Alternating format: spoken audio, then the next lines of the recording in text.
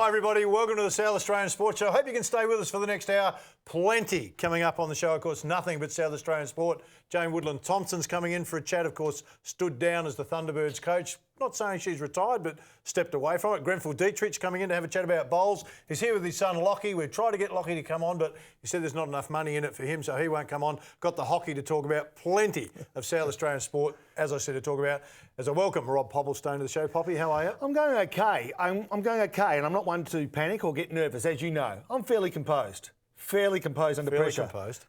But I'm a little bit worried about where Port Adelaide are at the moment. And I know we're going to talk about it, but they promise so much. Is this going to be your first question, by the way? No, go too late. No, I'm with you. They promise so much this year. They're going to finish top four. Now, not only did we get told that by the captain, the coach, the CEO, that Pat Ryder was the missing link, they were a kick away from a grand final berth. The whole of the media expected it. Expectation. Okay, let's talk about that, the word expectation. Now, Steve Hooker's a good example of that. Of course, won a gold medal. 4 years later, Yes. he goes to jump, gets the yips, can't even qualify. No. I think we've got to admire the power, firstly, for coming out and getting... I think it was refreshing that they said, we're putting this expectation on ourselves. Yes. Now, they didn't realise how it was going to impact on the group, which is what it looks like it's done. Yes. And whether they're better next year for it or not, we'll have to wait and see. But this year, as you mentioned, they lost to Geelong by 23 points on the weekend. They've got Carlton coming up. Would expect that that's a must-win and at least 10 goals or more. If they don't win, I'm serious, at the moment, them making the 8 is a 50-50 proposition. Making the 8. Yeah, it is, with the teams they've got still to play. Now, if they don't beat Carlton, I'm serious. It's done then. Oh, It's done. They're The psyche's done. gone. But Everyone's gone. how's it going to change? What has to change? Well, and I think I mentioned this to you before, they play Carlton, then they've got the bye. So I think even beating Carlton's not going to get back that self-belief, that confidence that they had last year. So when teams are confident, they play instinctively. Right now, and they were upbeat, they were up-tempo, all those things are going. Now they're a bit second-guessing, they're a bit tentative, and Hinkley's come out and said that himself. They're not playing brave footy. But the thing that hurts them the most, I mean, last year they had 3 games where they didn't score 70 points or more. Okay. They've played 10 games this year. Yes. They've only had 3 games where they've scored 70 points or more. So their problem is scoring. They're not able to score. Well, you've got to score. So we'll say, okay. I mean, if you don't score, you can't win. All right, let's simplify it. They were exceptional at rebounding down the middle of the ground, kicking goals. Other teams have scouted them and said, well, we've taken that away. Now we see them going around the boundary line. They had 11 out of bounds on the full last weekend against Geelong. But it's just crazy. It's like watching another team. It's so frustrating. I know we're going to talk to Grenfell about Lon Bowles later, but I can tell you right now, I'd rather him at full forward than anyone. You put him, he's a Tom Hawkins. Put him there and just say, compete. I reckon I'm even confident today... he could. Even today. So you're not talking about him at his best, you're talking today. Well, just put him in the goal square. You won't outmark him. I tell you what, you won't move him.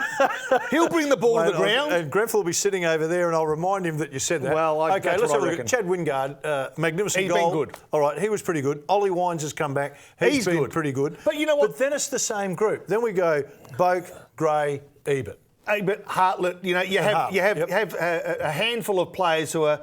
But as a team, it's all very well to say that all these individuals are doing their bit, they're doing okay. But as a team, they're actually not producing anything like...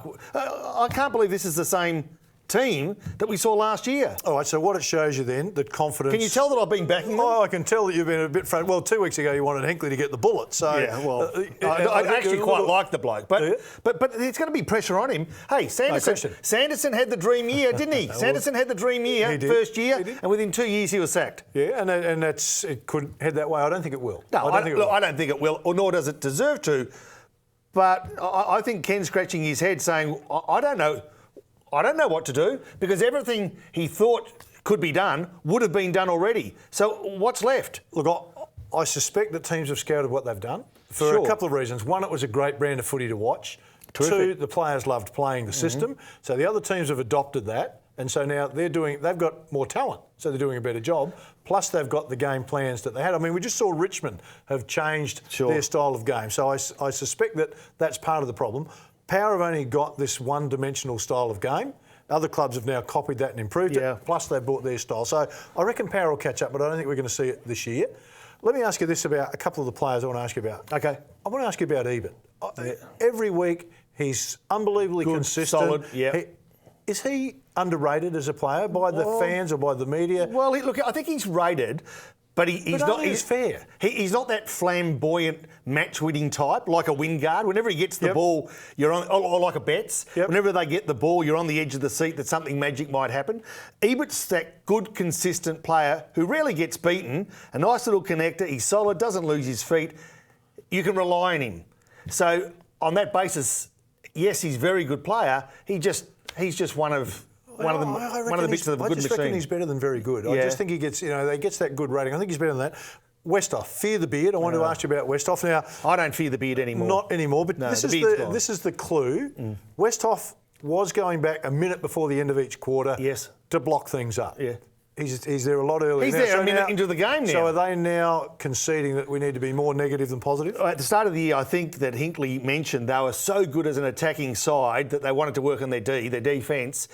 And all of a sudden, that almost looks as though it's taken hold of their game, that they're so defensively minded that freedom to run forward is missing. It's definitely missing. And couple that, I think, too, with the atmosphere of Adelaide Oval last year was, I think, caught a lot of oppositions by surprise. Sure. Now opposition sides are coming to Adelaide Oval built for a big performance in front of a hostile crowd. So the margin in this game is minute at best, and at this stage they're behind the 8 ball. All right, I want to ask you about the Crows. Of course, 25 years. This Fantastic. week they're up against the Hawks, who they pantsed in Yes. the first game back in 1999. That was one of the great performances I've ever seen. All right, they've gone through 7 coaches in that time, and we won't Seven, talk is about it? Phil Walsh because he's only 10 games Okay. in, but I don't think everybody's pretty happy with what they see with Walshy. But I want Yep. you to rate them. Blighty has to be number one, based well, purely on two premierships. Sure. Okay, Cornsey gets them from day one and Yes. has to establish the culture, the club, and we all know when you establish a new club, Takes that's pretty time. difficult. Okay, Gary Ayres, Neil Craig, Yes. Brendan Sanderson, Yes. Robert Shaw. If Blighty is number one, who's number 2? Graham Corns. Graham Corns Look, for I you? think Graham All right. Corns, even though he lost the unlosable preliminary final In against the Yep. who could forget that really? I mean, that was one that got away. 1993, yep. But to build a side within a couple of years, Yep. to get in that position was quite remarkable. It really was. So I'd go Cornsey 2. Yes. Then from there, we've All right, probably got Gary Ayres 2000 to 2004. Got him into a semi-final. I think Gary That's right. Ayres. I think Gary Ayres comes after. Oh, yeah? Comes after Graham All right, Corns. so now you're down to Craigie, Shaw, and Sanderson. Well, look, let's just put Shaw straight at the bottom, all right? Okay, So Shaw's number so I can 6, right? concentrate Okay, yep. on Sanderson and Craig. All right. But I think Shaw has to go there. Okay, I'm Sanderson- sure of that. Yes. So between 12th and 13th does get you there. Yeah, Yep. it does. So Sanderson and Craig is interesting because Sanderson first year, it was dream time for him. Yep. 1 kick away from a grand final. It was. 1 kick away. Look, I think I'll go with Craigie though. All right. I think I'll go with Craigie. All right. Now, I just want to ask you just on this, and then Sanderson, you got him in fifth Yes. spot. Of those coaches, Sanderson has the best winning record at 56%. right? So when they sacked him, Wow. he had the best winning record of any coach that the Crows had had. Even better than Blight. Yep, it just goes to show you, doesn't it, what a fickle industry it is. If you lose the playing group, Yes. doesn't matter what your record is, Yeah, you're done. and he lost them. And he did. he lost them. Yeah, right too. Well, that's an interesting fact. All right, Sloane I wish you would have and told me about before we got on before we air. got it, Rory Sloane Douglas re-signed this year, Yeah. both 3-year contracts. Yep. Good signings. Oh, fantastic 3 signings. years, deserved 3 years. Yeah, I think so. Probably Sloane more than Douglas, but Douglas is that Ebert type. He's very underrated. I agree with you. He's a beautiful user of the ball. Yep. But again, one of those players that doesn't do anything flamboyant, does his job beautifully. Club champion 2010. He was in the All-Australian squad. Yeah. But I mean, rated within the league, you know what I mean? Yep. He is. And I think that recognition warrants exactly what we're saying. Very valuable player. Sloane is, gives his all every single week. He's got nothing left in the tank. The key now becomes Dangerfield, if ever it was anyone else anyway.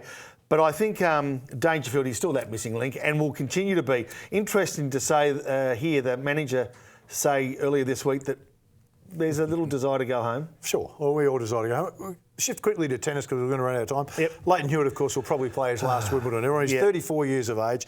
He's got 30 career titles. I mean, he won the Wimbledon, he won the US Open. They're back in 2002, 2001. But at 34 years of age, prize money over 20 million. So he's not doing it for the money. I have to ask you, so what's he doing it for? he loves the game. I think people have underestimated how passionate he is about the game. Okay. What we're seeing in retirement is that he's not winning, and he may go deep into Wimbledon, which I thought he had some racket deals or clothing deals, and he needed to see another year out. Well, prize money at 20 million, not counting his endorsements. I don't think he'd be too concerned about that. Although Bet can spend. Bet could spend. Yeah. Has he been South Australia's greatest tennis player?